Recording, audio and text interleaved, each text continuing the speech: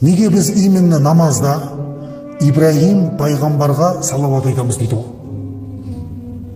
Ана қара. Осы уақытқа дейін ойланбағанбыз ғой. Аллахумма салли аля Мұхаммад ва аля али Мұхаммад кама саллайта аля Ибраһим ва аля али Ибраһим иннака хамидун маджид. Болды. Ой, әр нәрсенің сыры бар ғой астында деген ғой.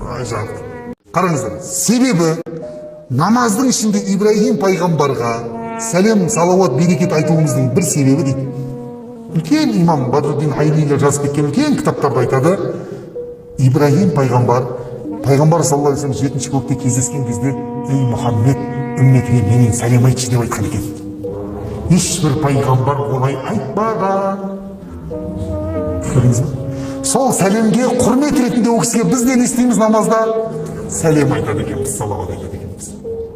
Міне бүгін келген адамдар осыны білді. Келмегендер білмей қалды. Тым болмаған